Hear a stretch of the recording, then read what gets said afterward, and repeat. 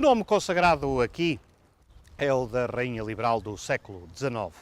Uma rainha que esteve intimamente ligada à liberalização de Macau, tornando a cidade um porto franco que ainda hoje é aberto ao mundo. No entanto, o nome desta rainha está também intimamente ligado a um dos mais misteriosos passos da presença portuguesa no Extremo Oriente. Esta lápide que se encontra aqui semi-escondida, poucos dão por ela, na ilha da Taipa, comemora e lembra um dos maiores dramas, se não o maior drama da Marinha de Guerra Portuguesa dos últimos 200 anos. Precisamente a explosão dessa fragata que se chamava Dona Maria II. Em 1850, Macau vivia uma situação de grande incerteza quanto ao futuro. A revolta dos Taiping lançava a China no caos social e político. Um ano antes, com o assassinato do governador Ferreira do Amaral, tinha-se registado o primeiro e único confronto entre Portugal e a China em Macau. O governador enviado para o substituir, Pedro Alexandrino da Cunha, morria subitamente pouco depois de assumir o cargo e logo correram rumores de que teria sido envenenado.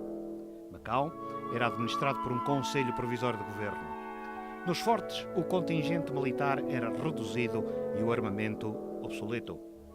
Em torno de Macau pairavam as esquadras inglesa e francesa e as canoneiras americanas.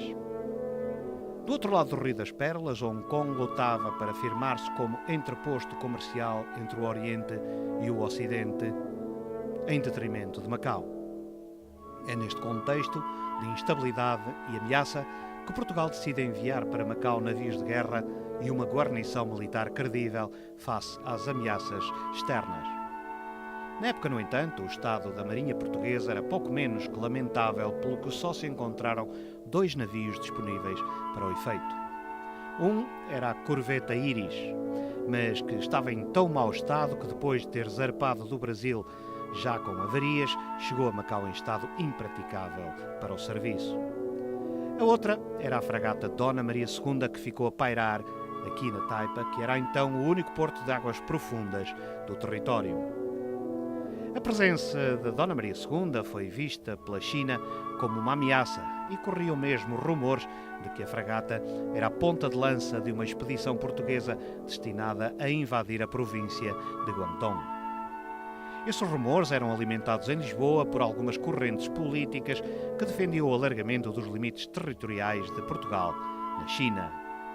Ao que parece, nada disto seria verdade. No entanto, ao fim da manhã do dia 29 de outubro de 1850, uma fortíssima explosão no porto da Taipa abalava Macau inteira.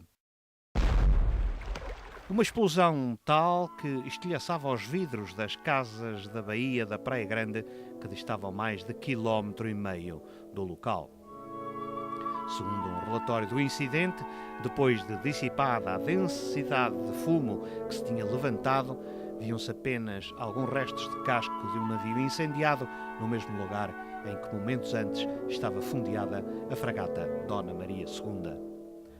A tragédia resultante conta-se pelos números. Da tripulação de mais de 200 de marinheiros, apenas 36 que se encontravam em terra por diversas razões sobreviveram. A este número acrescenta-se o de 36 chineses que se encontravam em embarcações fundeadas próximo. Segundo o inquérito aberto posteriormente, a explosão não terá resultado de qualquer acidente, mas sim de alguém que deliberadamente terá posto fogo ao paiol da pólvora do navio. O principal suspeito seria o fiel de artilharia, que teria sido aliciado para o efeito nas tabernas do monte que frequentava por elementos da seita dos rios e dos lagos, ligado aos círculos militares de Cantão e que não conseguiu fugir a tempo. A acrescentar rumores e suspeitas sobre a tragédia, o inquérito refere que 2 meses antes do incidente corriam boatos em Lisboa, dando conta que a fragata Dona Maria II tinha ido pelos ares na sequência de uma terrível explosão. Passado que é mais de século e meio sobre a explosão da fragata Dona Maria II, o mistério continua por esclarecer. Quem teria ateado fogo ao paiol da pólvora? Quem teria mandado destruir a fragata Dona Maria II? Não se sabe.